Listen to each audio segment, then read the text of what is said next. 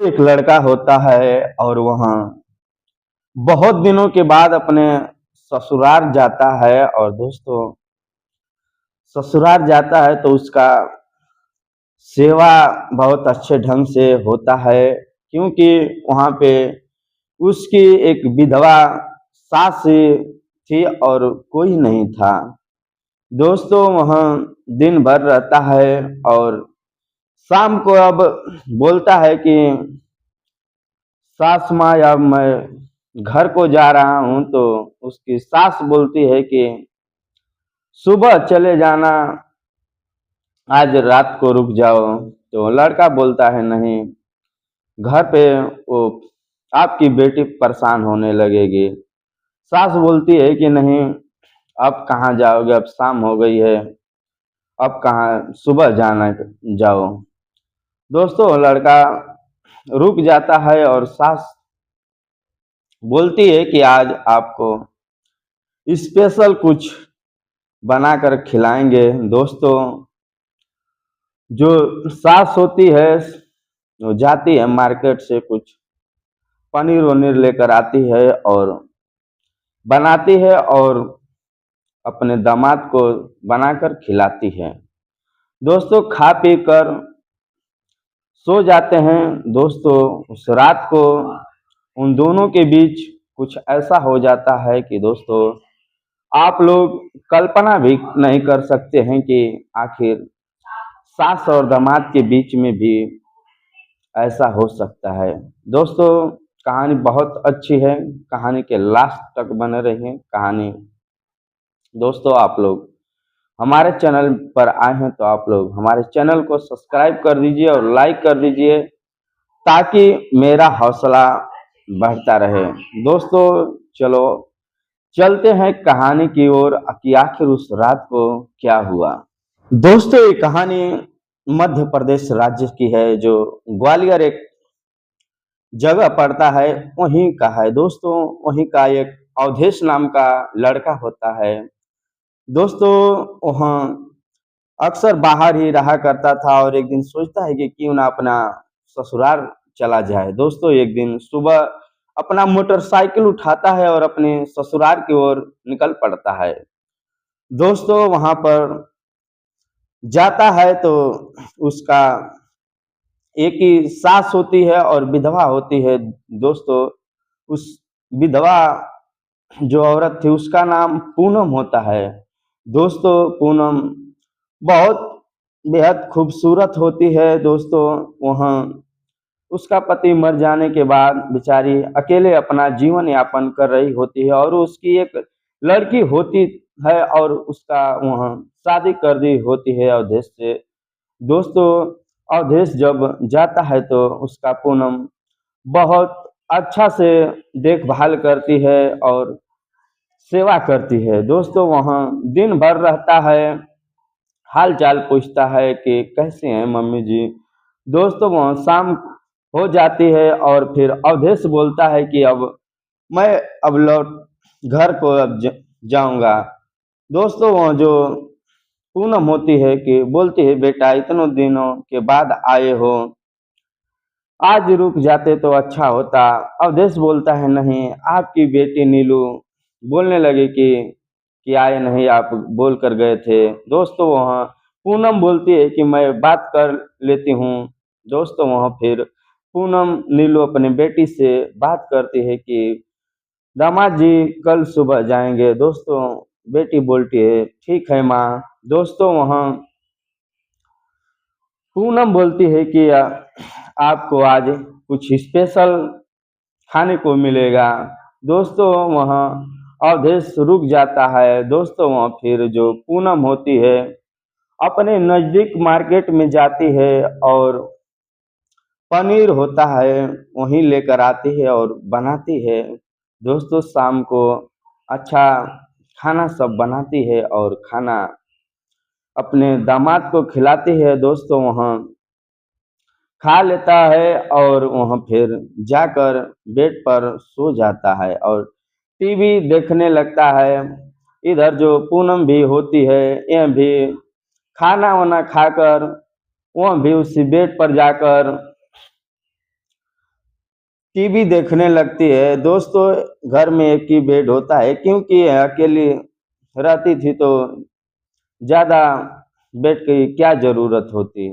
दोस्तों जो अवधेश होता है वो मन ही मन सोच रहा होता है कि आखिर स्पेशल क्या मुझे सास दी देने वाले हैं। दोस्तों वहाँ फिर टीवी देख रहा होता है और फिर उसकी सास भी टीवी देख रही होती है। दोस्तों अब करीब 9 बज जाता है और लाइट बुता देती है सास और बोलती है कि चलो सो जाओ। दोस्तों अवधेश को नींद ही कहाँ आ रही होती है, वो तो स्पेशल का तलाश कर रहा था कि आखिर वो क्या चीज मिलने वाली होती है जो सास बोली है। दोस्तों आधा घंटा और बीतता है, वह जो पूनम होती है उसकी सास वहाँ नकल बना लेती है और सोने का नाटक करने लगती है और खराटे मारने लगती है। दोस्तों जो अवधेश होता है सोचता है कि अब लगता है कि सो गई है सास और सोचता है कि लगता है वो खाना ही स्पेशल था इसीलिए बोली थी। दोस्तों वहाँ वो भी सोने लगता है। दोस्तों अब करीब 1 घंटा और बीतता है तो जो पूनम होती है उसके कमर पे हाथ फेंकने लगती है। दोस्तों वो हटा देता है और फिर एक बार फेंकती है। दोस्तों इसी तरह करते करते 4-5 बार हो जाता है। दोस्तों फिर वह पूनम जो होती है वहाँ उसके अवधेश के कुछ ऐसी जगह पर हाथ रख देती है कि वह भी अवधेश चौंक जाता है। दोस्तों वहाँ फिर अवधेश हटाने लगता है लेकिन पूनम हाथ हटाती नहीं है और उसे अपने बाहों में कसने लगती है। दोस्तों जो अवधेश होता है कि बोलता है कि यह बहुत गलत है और हम लोग का रिश्ता जब समाज जानेगा तो बहुत बदनामी होगी, ये रिश्ता इजाज़त नहीं देता है। दोस्तों आखिरकार वह पूनम मानती नहीं है और उसको धीरे धीरे बातों में अपने बहका लेती है और दोस्तों उस रात को फिर आपत्तिजनक में अपना शारीरिक संबंध बनाती है। दोस्तों वहाँ फिर पूनम बताती है कि बताओ मैं 10 साल से ऐसी हूँ, मैं पराए मर्द पर आज तक कुछ ऐसा गलत काम नहीं किया लेकिन आज मेरे से गलत काम हो गया।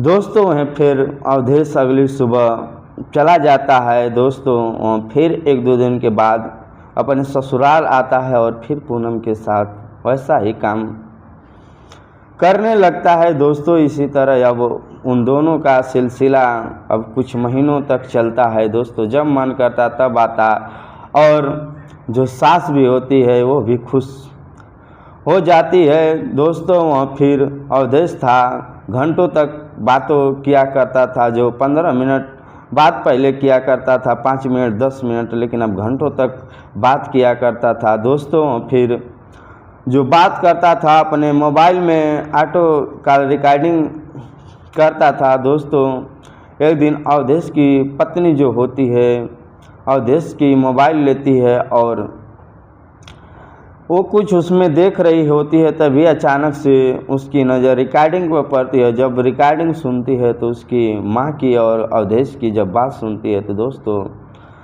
उसका दिमाग ख़राब हो जाता है और फिर जब अवधेश घर पे आता है तो मोबाइल में का रिकॉर्डिंग लगा कर रख देती है और अवधेश को सुनाने लगती है। दोस्तों उस पर गाली देने लगती है और बिगड़ने लगती है कि तुम यही काम कर रहे हो।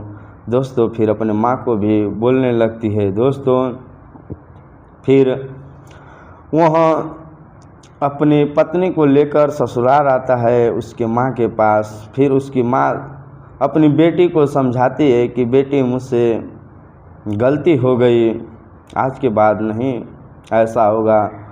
दोस्तों वह लड़की जो होती है नीलू मानने को तैयार नहीं होती। दोस्तों वह फिर फेसबुक पर लाइव आती है और ये सब अपनी पति और अपनी माँ का कहानी बताती है। दोस्तों जब ये कहानी सोशल मीडिया पर चलती है तो दोस्तों सब लोग यह बात सुनकर उस दामाद को और सास को बहुत गलत बोलते हैं। दोस्तों आखिरकार जो उसकी माँ होती है वह भी सोशल मीडिया के सहारे माफ़ी मांगती है कि मैं बहक गई। दोस्तों फिर वह माफ़ी मांगती है। दोस्तों वह फिर लड़की जो होती है फिर अपने पति के साथ फिर अपने ससुराल में ही रहने लगती है और अपने माँ से नाता तोड़ लेती है। दोस्तों वह आज खुशी से अपना ज़िंदगी जी रहे हैं, लेकिन दोस्तों जो सास दामाद का रिश्ता होता है वह तारम तार कर देते हैं। दोस्तों